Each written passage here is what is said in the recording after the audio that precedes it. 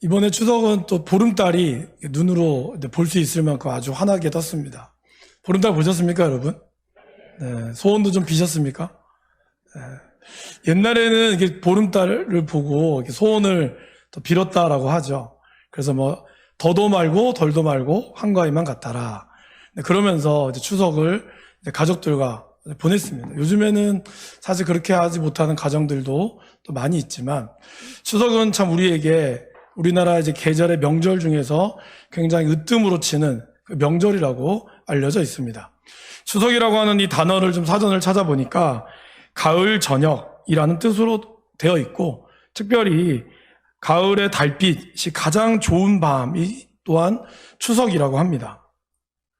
그래서 환한 달빛에 아까 말씀드린 대로 소원을 빌기도 하고 그러면서 사람들이 이런 추석에는 넉넉한 마음들로 이렇게 보내는 그것이 이제 원래 우리 고유의 명절인 추석의 모습이었다라고 우리는 알고 있습니다. 우리나라에 추석이 있다면 이스라엘에는 9월과 10월 딱 이맘때쯤에 초막절이라고 하는 절기가 있습니다. 그래서 이스라엘의 초막절에 빠질 수 없는 것이 두 가지가 있는데요. 하나는 물이고 하나는 빛의 행사였습니다. 오늘 우리가 읽은 이 8장 그리고 그 앞에 있는 7장 이 내용은 다 초막절과 매우 깊은 연관이 있습니다. 그래서 이 초막절에 나오는 예수님의 마셨던 말씀, 이 물과 빛에 대한 예수님의 말씀을 우리가 좀 살펴볼 수 있는데요. 먼저 번제단과 물두멍과 있는 이 제사장의 뜰, 여러분이 제사장의 뜰에는 번제단하고 물두멍이라는 것이 있습니다. 근데 여기에는 원래 제사장밖에 못 들어가거든요. 근데 여러분 왜 예전 명절이 되면은 우리도 뭐 경복궁이라든지 그런 4대 고궁을 무료로 개방하고 그때만 또 들어갈 수 있는 이 궁의 개방이 있듯이 명절에 이 초막절이 되면은 제사장 뜰, 보통 사람들은 들어갈 수 없는 제사장 뜰에 들어갈 수 있는 때가 바로 이 초막절입니다. 그럼 이 초막절에 열리는 이 일주일 동안 대제사장은 순례자들과 함께 실로암 연못이라고 하는 연못에 가서 물을 길렀다가 번제단에다가 이 물을 붓는 의식이 있습니다. 이걸 우리는 관제라고 하죠. 근데 보통은 이 제사장 번제단에 물만 붓습니다. 그런데 초막절에 보통 포도주만 붓거든요. 근데 이 초막절에는 물과 포도주를 같이 붓습니다. 그렇다면 평소에는 포도주만 붓다가 왜 이때는 물을 부을까요? 그것은 바로 우리 초막절이 지어지는 이 전통적인 절기와 관련이 있습니다. 여러분 우리나라도 사실 이 추석이 뭐죠? 추수감사 같은 날이죠. 그래서 추석 때는 정말 오곡백과와 과일이 다 익어서 사람들이 이렇게 나눕니다. 요즘에는 이제 계절이 좀 많이 이상해졌긴 하지만 원래 추석은 그런 의미가 있죠. 이스라엘의 초막절에도 이때가 추수감사절이라고 볼 수 있습니다. 그래서 이때가 되면 추수를 다 거둬서 하나님 앞에 예물을 드리고 제사를 드리고 또 한 번 물을 붓는 의미는 이 물이 다음 해에도 풍년을 기원하는 의미가 있죠. 여러분 우리가 보통 겨울철에 눈이 많이 오면 그 다음 해가 풍년이 얘기하죠. 그래서 풍년이 지나고 나면 그 풍년에 맞는 늦은 비, 이 늦은 비가 정확하게 내려줘야 한다라는 겁니다. 그래서 이스라엘 백성들도 관제를 부을 때 포도주만이 아니라 물을 부으면서 다음 해에도 이러한 풍년이 있기를 간절히 바랍니다. 그리고 이 번제단 옆에는 버드나무를 심어놨습니다. 버드나무는 물이 조금만 없으면 금방 말라 비틀어지는 나무가 바로 버드나무죠. 그래서 이 버드나무를 심은 이유가 뭘까요? 물이 없으면 마르는 나무처럼 생명의 물 대신 하나님이 없으면 우리 인생은 메마릅니다. 그래서 번제단을 돌면서 번제의 버드나무를 이렇게 하나씩 뜯습니다. 뜯으면서 하나님 우리의 영혼이 하나님의 은혜 없으면 살 수 없습니다. 이거를 고백하는 의식이 바로 이 초막절에 관련되어 있는 의식입니다. 그래서 이사야 12장 2절에서 3절 말씀에 지어진 찬양을 제사장이 부르죠. 우리 같이 한번 읽어보겠습니다. 보라, 하나님은 나의 구원이시라. 두려움이 없으리니 주 여호와는 나의 힘이시며 나의 노래시며 나의 구원이심이라. 그러므로 너희가 기쁨으로 구원의 우물들에서 물을 기르리로다. 여기 보니 구원의 우물이 나오죠. 바로 이 우물이 실로와 면못을 얘기합니다. 그래서 이스라엘 백성들은 구원, 나를 살리시고 나를 구원하신 하나님, 그리고 우리의 생존에 필요한 물이 있어야 우리가 그 다음에 풍년을 맺고 우리가 살 수 있듯이 하나님이 구원의 물을 우리가 바랍니다. 이렇게 기도한다는 겁니다. 한가위가 되면 예전에 달빛에 사람들이 소원을 비는 이유도 그거지 않겠습니까? 우리 자녀 잘 되게 해주시고 내가 하는 일들이 잘 되게 해주시고 우리가 정말 또 예전에 농사 짓는 분들은 농사에 올해가 풍년되게 하여 주셔서 감사합니다. 다음에도 풍년이 있기를 원합니다. 이런 구원의 우물물을 얘기하며 노래하였듯이 이스라엘 백성들도 그런 물을 기원했다라는 것입니다. 그리고 그렇게 제사장의 노래를 부를 때 시편 118편 2절을 순례객들이 화답하며 노래를 부릅니다. 이 말씀은 이렇게 되어 있습니다. 여호와여 구하옵나니 이제 구원하소서. 여호와여 우리가 구하옵나니 이제 형통하게 하소서. 바로 호산나의 찬양이죠. 호산나 우리를 구원하여 주옵소서. 이 찬양이 바로 오늘 이 시편 118편 25절 초막절에 부르는 찬양입니다. 그리고 이 마지막 명절 끝날을 히브리어로 호산나 라바라고 합니다. 호산나는 구원하소서라는 뜻이죠. 라바는 큰 날이라는 뜻이에요. 그러니까 곧 명절 끝날 마지막 이 8일째 되는 날이 구원의 큰 날이라고 해서 이들은 이때 마지막 7바퀴를 돌며 아까 했던 버드나무 있죠? 버드나무 잎을 다 떨어뜨려요. 마지막으로 다 떨어뜨리면서 이 초막절의 행사를 마무리합니다. 여러분, 솔로몬이 성전을 짓고 나서 봉헌식을 하잖아요. 이때가 언제였을까요? 이때가 바로 초막절이었어요. 그래서 열왕기상 8장 2절 말씀에 이렇게 나와 있습니다. 이스라엘 모든 사람이 다 에다님 월 곧 7째 달 절기에 솔로몬 왕에게 모이고, 그래서 그들은 하나님께서 지어진 이 성전을 하나님 앞에 봉헌하며 예배를 드렸습니다. 그래서 초막절은 단순히 그냥 추수감사의 의미만이 아니라 이스라엘 백성들을 향한 이 구원의 노래, 그리고 우리의 영원한 목마름을 해결하시는 하나님을 찬양했다는 겁니다. 그래서 예수님께서 이 명절 끝날, 오늘 요한복음 7장 37절에 이렇게 나오죠. 명절 끝날 곧 큰 날에 예수께서 서서 외쳐 이르시되, 이렇게 얘기했죠. 누구든지 목마르거든 내게로 와서 마시라. 나를 믿는 자는 성경의 이름과 같이 그 배에서 생수의 강이 흘러나오리라. 곧 이스라엘 백성들이 그렇게 우리에게 필요한 물을 달라고 하며 초막절을 외쳤을 때 진정한 생명의 물이 되신 분이 누구라고요? 예수님이시라고. 그 예수님은 초막절에 사람들이 모여서 막 실로암 물에서 물을 뜰 때 그 가운데에 서서 나를 믿는 자는 그 마음에 생수의 강이 흘러나오리라. 그럼 39절에 이렇게 얘기하죠. 이는 그를 믿는 자들이 받을 성령을 가르치심이라. 곧 예수님을 믿을 때 성령을 주신다는 것을, 영원히 목마르지 않는 이 물을 예수님은 선포하고 계시다라는 것입니다.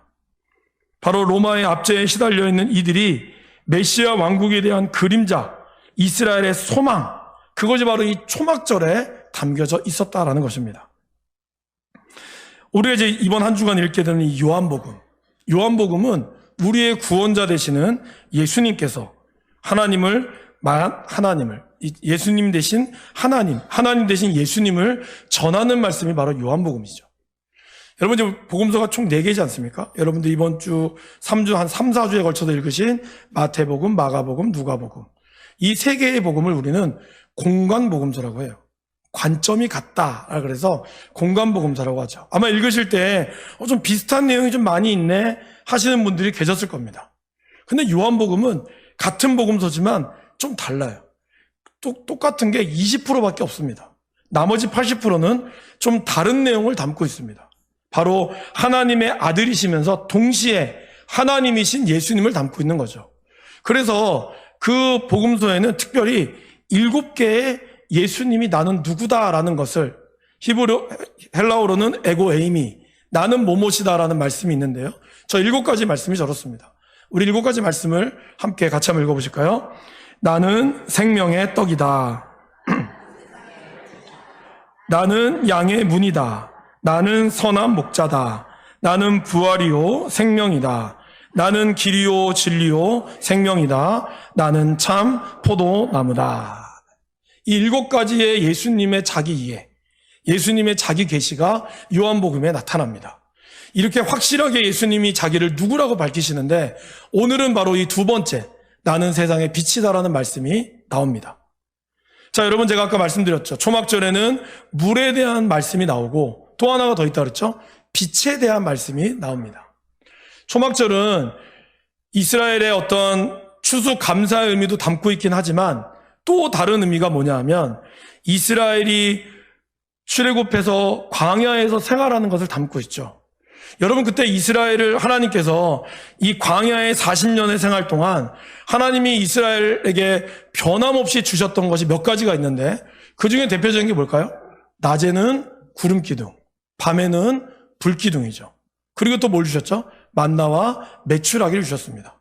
특별히 밤에 이스라엘을 불 기둥으로 덮어주셔서 그들이 춥지 않도록 도와주셨던 행사가 바로 이스라엘의 광야에 대한 모습이죠. 그래서 초막절에는 아침부터 저녁까지 하루 종일 불이 꺼지지 않는 그런 불의 행사를 합니다. 그리고 마지막 날, 명절 끝날에는 불을 환히 밝혀서 예루살렘의 불이 꺼지지 않게 하시고, 그리고 횃불로 그들이 이런 저글링을 하기도 하고 횃불로 행사를 벌이는 행사가 열려요. 그래서 그들이 불빛을 들고 온 동네를 돌면서, 이스라엘 온 동네를 돌면서 우리가 흔히 아는 올라이트, 밤을 새는 행사를 하는 거죠. 밤새도록 그들은 이 불을 지피며 그들 가운데 하나님을 찬양하고 구원의 하나님, 회복의 하나님을 찬양하며 그들이 밤을 보냅니다. 그래서 오늘 우리가 읽은 7장 53절 마지막 절에 이렇게 얘기하죠. 다 각각 집으로 돌아가고, 이 말이 하는 이유는 명절 끝날 마지막 날에 그들이 밤새도록 하나님을 찬양하며 즐겁게 놀다가, 그렇게 하다가 이제 그들의 시간이 아침이 되어서 각각 집으로 돌아왔다라는 것을 표현하는 것입니다. 이렇게 초막절은 기쁨과 회복과 구원과 용서가 담겨져 있는 날이 바로 초막절이죠. 그래서 이스라엘 백성들은 이 초막절을 보내면서 우리를 용서하시고, 그리고 그때는 넉넉한 한가위처럼 모든 것을 다 품어주는 그 날을 보냈다라는 것입니다. 예수님은 그러한 마지막 날에 어떻게 하셨죠? 아까 생수의 강이 흘러나오리라 외치시고 나서 주님은 감람산으로 올라가셨다라고 얘기합니다. 그리고 아침이 되어서 다시 성전에 내려와서 백성들이 나와서 그들에게 앉아서 가르치셨어요. 여러분, 이런 명절의 여운이 남아져 있지 않습니까? 혹시 집에서 전 부치셨던 분들은 한 일주일 동안 계속 전만 드시잖아요. 그런 것들을 기억하며 명절을 보내는데, 이렇게 백성들이 기쁨과 회복이 여운이 채 남기도 전에 갑자기 예수님 앞에 한 사람의 무리들이 닥쳐옵니다. 누굴까요? 서기관과 바리새인들이죠. 근데 그들이 그냥 오는 것이 아니라 한 여인을 붙들고 와요. 그 여인을 붙들고 예수님 앞에 사람들의 한가운데에 서서 예수님 보는 앞에 세워서 이렇게 묻죠. 선생님, 율법에는 이 여자 간음한 여인입니다. 간음한 여인은 돌로 쳐 죽이라고 했는데 선생님이면 어떻게 하시겠습니까? 딱 도발적인 질문을 합니다. 여러분, 사실 율법이 그렇게 정해져 있으면 굳이 예수님에게 데리고지 않아도 돼요. 그냥 그 자리에서 돌로 쳐 죽이면 되거든요. 근데 그들이 왜 데리고 왔을까요? 우리는 그러한 의문을 한번 살펴볼 필요가 있습니다. 그리고 또 과연 이 사람이 이야기한 율법이 도대체 뭔가, 이거를 살펴볼 필요가 있다는 것이죠. 자, 그렇다면 이들이 주장한 율법의 내용은 어떻게 기록되어 있는지 레위기 20장과 신명기 22장을 우리 함께 같이 한번 읽어보도록 하겠습니다. 한번 읽어보실까요? 어떤 남자가 간음한 남녀 모두는 죽여야 한다. 만약 한 남자가 다른 남자의 아내와 잠자를 같이 한 것이 밝혀지면 그 남자와 여자는 죽여서 그런 악한 사람을 이스라엘에서 제거하여라. 그래서 23절 4절에 보면 돌로 쳐 죽여라는 말이 나옵니다. 이 말씀만 보면 그래, 간음한 사람은 분명히 죽이는 것이 맞아요. 근데 여기서 뭐가 하나 빠졌죠? 뭐가 빠졌죠? 남자가 빠졌다는 거예요. 여러분, 다시 말씀 보세요. 어떤 남자가 이웃의 아내와 간음했다면 간음한 남녀 모두 죽여야 하고, 만약 한 남자가 다른 남자의 아내와 잠자리를 같이 한 것이 밝혀지면 그 남자와 여자는 죽이라 그랬어요. 그리고 여자가 만약에 간음을 당했다 할지라도 광야에서 간음을 당했을 때 아무리 소리쳐도 구원할 사람이 없었다면 이 여자는 간음을 당했어도 죽임을 당하지 않습니다. 왜? 자기에게 도움을 요청했지만 주변에 도와줄 사람이 없었기 때문에. 그렇기 때문에 오늘 이 간음한 여자를 데리고 왔을 때 중요한 문제는 뭐죠? 남자가 없다라는 거예요. 그렇다면 이 간음한 것이 과연 진짜인가 가짜인가, 이거를 분명히 정확하게 성립을 해야 함에도 불구하고 성립이 되지 않는다는 겁니다. 그러나 일종의 마녀사냥처럼 실체 없이 이 여인을 다수의 힘으로 몰아갔다라는 것이죠. 여러분, 많은 사람들이 한 사람을 불러 세워놓고 너 잘못했지 이렇게 몰아가면 어느 누구도 그거에 대해서 나 안 했어요 라고 얘기하기가 쉽지가 않다라는 겁니다. 더더군다나 이 1세기에 여자들은 정말 사람들의 취급받지도 못했던 그러한 상황 가운데서 한 여인을 많은 남자들이, 다수의 남자들이, 그것도 율법을 가르치는 사람들이 몰아서 이 여인을 간음으로 몰아가고 그리고 밤새도록 그렇게 괴롭히고 예수님에게 왔을 때 과연 이 여인은 자기의 억울함을 쉽게 얘기할 수 있을까요?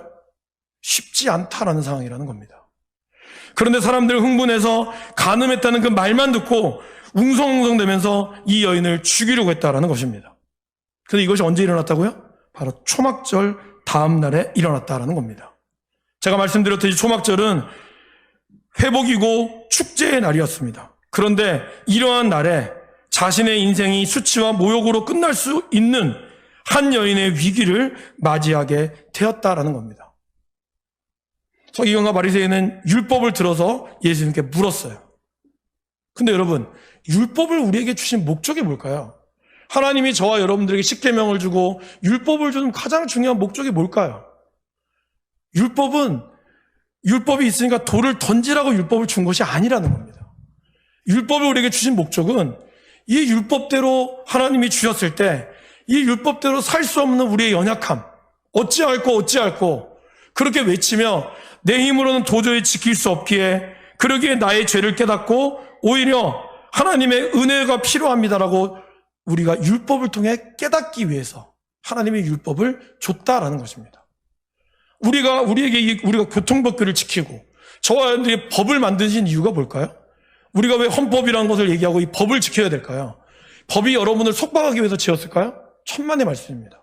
오히려 법은 공정하게 집행만 되면 여러분들이 정말 하고 싶은 것을 마음껏 할 수 있도록 법이 우리에게 주어졌다는 겁니다. 율법도 그런 거죠. 율법을 통해서 하나님의 은혜를 깨닫고 오히려 율법을 통하여 하나님의 은혜가 우리 가운데 풍성하게 이루어지는 것이 바로 율법의 역할이었다는 것이죠. 그런데 오늘 이 바리새인과 서기관들, 법을 연구하며 가르치는 사람들은 자신들이 알고 있는 법을 자기에게 이롭게만 사용하게 함으로써 오히려 사람들을 죄인으로 만들어 버렸다라는 것입니다. 예수님은 그러한 모습을 지적하셨죠. 그래서 마태복음 23장 15절에 이렇게 말씀하셨습니다. 같이 한번 읽어보실까요? 화 있을진저 너희는 교인한 사람을 얻기 위하여 바다와 육지를 두루 다니다가 생기면 너희보다 배나 더 지옥 자식이 되게 하는도다. 무슨 말씀입니까? 우리 집 이런 거죠. 교회 다니게 하려고 실컷 전도해 놓고 나서 전도한 사람이 오히려 전도당한 사람을 더 괴롭히는 경우가 있다라는 거예요. 내 말 잘 들어야 돼. 교회 가서 내 말 잘 들어야 돼. 아니면 안 돼. 일일이 간섭하고 그래서 복음이 아닌 율법으로 사람들을 바리새인과 서기관들이 올가 메웠다는 거예요. 사람들을 말씀을 가르쳐서 하나님 앞에로 오게 한 이후에는 이렇게 하면 말씀대로 안 사니까 넌 죄인이야. 이렇게 살면 안 돼. 이렇게 살면 안 돼. 스스로 정죄하게 와서 스스로 이들이 죄인 되게 만들었다는 거예요. 이것이 이들이 만들어 놓은 율법의 모습이었다는 겁니다.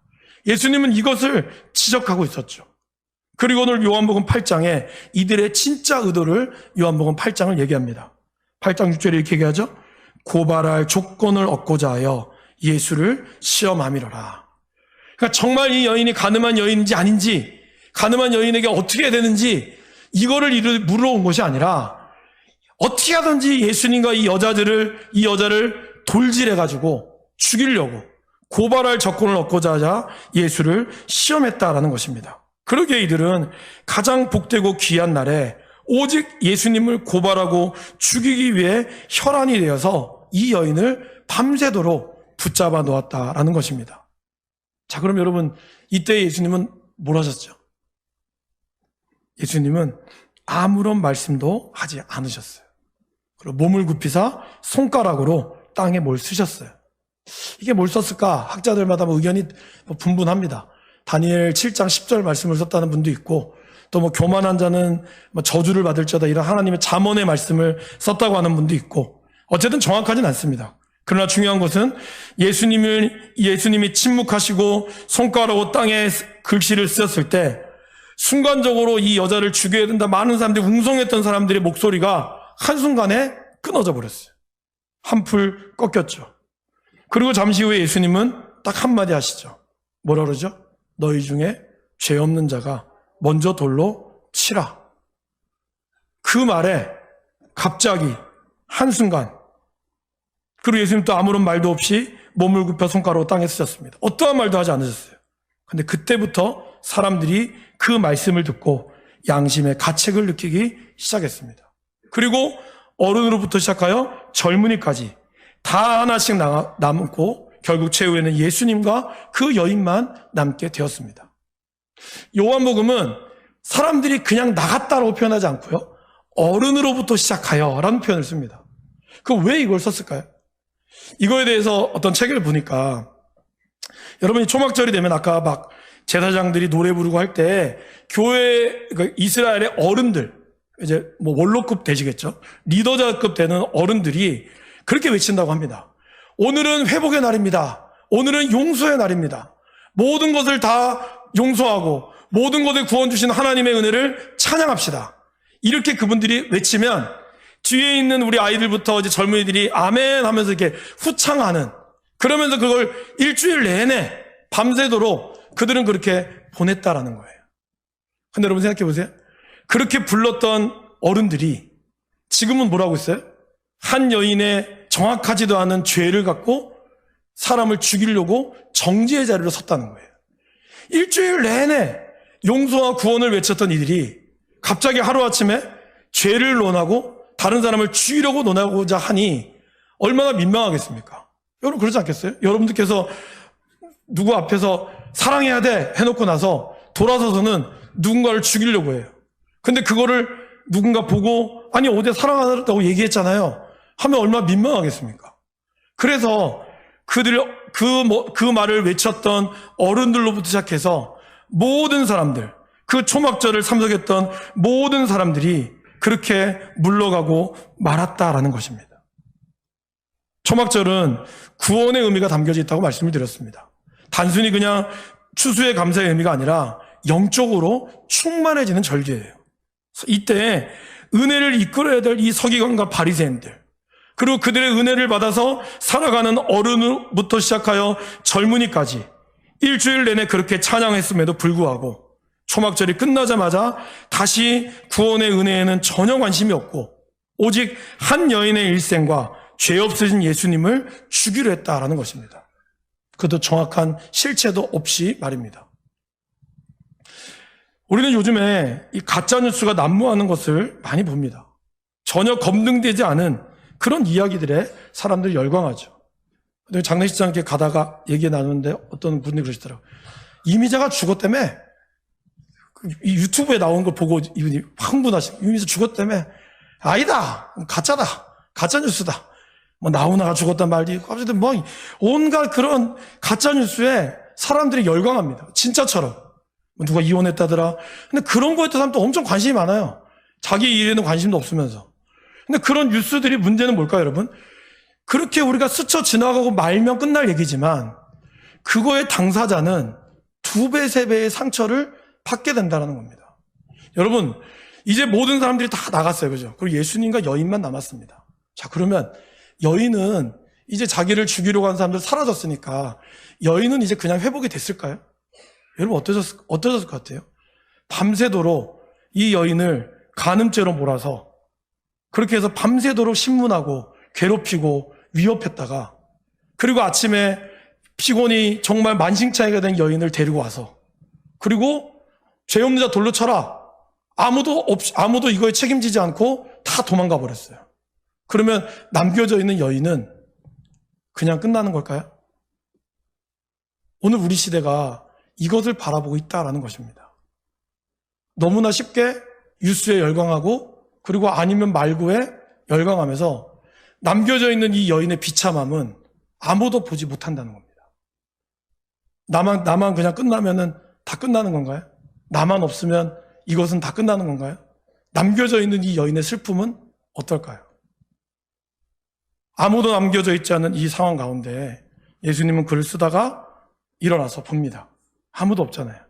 예수님 묻죠. 다 어디 갔습니까? 당신들을 정죄한 사람들이 다 어디 갔습니까? 그러자 이 여인이 아무도 없어요. 예수님과 저밖에 없습니다. 그때 예수님께서 놀라운 말씀을 하시죠. 나도 당신을 정죄하지 않겠습니다. 가서 다시는 죄를 범하지 마십시오. 여러분, 이 말은 무슨 말일까요? 이 여인이 죄가 없다라는 뜻일까요? 아니에요. 그럼 이 여인이 간음을 했다 이 뜻일까요? 아니에요. 이 말은 우리 모두 다 죄인일 수밖에 없다는 사실, 당신만이 죄인이 아니라 인간은 모두 다 죄인이고 죄인의 끝은 결국 다 죽을 수밖에 없다라는 거예요. 그리고 이러한 죄인을 위하여 내가 왔다라는 것을 보여준다라는 것입니다. 당신은 이제 죄 없이 하나님의 용서함으로 살게 되었음을 얘기했다라는 겁니다. 요한복음이 우리에게 들려주는 말씀, 죄인의 죄값은 죽음밖에 없고 이 죄값을 치르기 위해 예수님께서 오셨음을 보여주신 것. 그래서 요한복음 3장 16절과 17절에 바로 성경 66권의 핵심의 말씀이 있는 것입니다. 같이 한번 읽어보실까요? 하나님이 세상을, 이는 그를 믿는 자마다 멸망하지 않고 영생을 얻게 하려 하심이라. 그리고 덧붙여 17절에 이렇게 얘기하십니다. 하나님이 그 아들을 세상에 보내신 것은 세상을 심판하려 하심이 아니요 그로 말미암아 세상이 구원을 받게 하려 하심이라. 아무리 어떠한 죄가 있다 할지라도 우리 주님이 용서하시면 그 어떠한 죄라 할지라도 용서받을 사람이 없고, 아무리 사소한 죄라 할지라도 우리 주님이 용서하지 않으면 구원받을 자가 없다라는 거예요. 그러기에 당신은 큰 죄를 저질렀을지 모르나 우리 모두 다 죄인일 수밖에 없고, 이제 다시는 내가 당신을 용서하였으니 당신은 구원받은 자녀라는 사실을 우리 주님은 이 여인을 통하여 말씀하고 있다라는 것입니다. 그런데 예수님은 여기서 그냥 용서로 끝나지 않았어요, 여러분. 그죠? 용서가 단순한 방치가 되어서는 안 되고 자비가 방관이 되어서는 안 된다라는 것입니다. 이 말은 참된 사랑과 자비는 용서를 선포하는 것으로 끝나면 안 된다는 거예요. 하나님께서 하늘 위에서 내려오지 않고 내가 너희의 죄를 다 용서하겠다 하면 끝이잖아요. 근데 왜 굳이 예수님이 이 땅에 성육신 하셔서 내려오셨을까요? 왜 우리와 똑같은 인간의 모습으로 오셨을까요? 바로 인간이 참된 용서와 참된 자비는 죄에 대한 온전한 대가, 이 대가를, 우리가 치르지 못한 대가를 주님이 친히 치르기 위해서 주님이 오셨다라는 것입니다. 그래서 지나간 우리의 잘못을 정죄치 않으시는 주님께서는 그렇다고 우리를 죄 가운데서 방치해 두는 것이 아니라 우리가 다시는 죄를 범치 않도록 우리를 도우시고 바로 세우시기 위하여 이 자리에 오셨다라는 것입니다. 그래서 우리는 그러면 똑같은 죄를 지을 수밖에 없는 저희들을 위해서 우리 주님이 이 여인을 위해서 또 우리에게 한 말씀 더 하시죠. 그게 뭐예요? 그게 12절 말씀이죠. 나는 세상의 빛이니 나를 따르는 자는 어두움에 있지 아니하고 생명의 빛을 얻으리라. 많은 사람들이 자신의 빛이라고 이야기합니다. 그러나 진짜 참빛은 오직 예수님밖에 없습니다. 우리는 예수님의 빛 안에 거할 때만이 우리 안에 있는 어두움을 이길 수 있다라는 것입니다. 예수님의 빛을 따를 때만이 우리 안에 있는 이 죄를 온전히 이길 수 있다라는 것이죠. 오늘 요한복음은 여인을 비춰주고요, 서기관과 바리새인 그리고 어른으로부터 청년을 비춰줍니다. 축제를 마음껏 즐겼던 사람, 하나님의 말씀을 잘 알고 초막절의 의미를 알았던 사람, 그러나 그들은 그 초막절 가운데 오히려 사람을 정죄하기 위하여 그들은 초막절 일주일 내내 그 머리를 쓰며 나아갔다는 것입니다. 과연 그들이 빛을 누렸을까요? 오히려 어둠 가운데서 두렵고 떨림으로 내 인생 끝났다라고 생각했던 사람이 예수님의 빛 가운데 거했을 때 이 여인이 진짜 주님의 빛을 맞이할 수 있었다라는 것입니다. 저와 여러분들이 교회를 다니는데 교회도 다니고 성경 공부도 하고 기도회도 하고 다 해요. 근데 여전히 내 안에 불만과 불평과 그리고 남을 정죄하는 마음으로 가득 차 있다면 우리들은 말씀을 알고 있지만 우리들은 여전히 주님의 빛 가운데 거하지 못하고 있다는 겁니다. 그러나 어두움에 있다 할지라도 그 빛을 사모하며 내가 죄인임을 고백하고 오히려 주님 앞에 나아가기를 원하는 사람, 그 사람이 진짜 예수님의 빛 가운데 거하는 사람이다라는 것입니다. 저와 여러분들은 어디에 있습니까? 말씀을 많이 한다고 빛이 거하는 것이 아닙니다. 정말 주님의 뜻 가운데 내가 그 빛 가운데 주님이 나의 인생을 비춰주셔서 나의 어두움과 나의 인생의 어두움을 비춰주시도록 사모하고 그래서 주님의 그 빛이 나의 모든 좌절과 절망을 물리쳐 주시고 주님의 빛이 죽음 가운데도 다시 회복시켜 주시는 그 하나님의 역사를 믿을 때 우리는 진정한 빛 가운데 거하게 될 줄을 믿습니다. 사랑하는 여러분, 예수님의 꺼지지 않는 이 영원한 빛이 여러분의 삶을 비추어서 여러분의 치료가 필요한 분들에겐 여호와 라파의 치료의 광선이 비춰지기를 원합니다. 인생의 문제가 희미해서 어디로 갈지를 모르는 분들에게는 주의 말씀의 빛으로 분명한 것이 보이도록 여러분 그 빛에 거하시기를 바랍니다. 그래서 그 빛 안에서 진정한 회복과 승리를 경험할 수 있는 우리 모두가 되시기를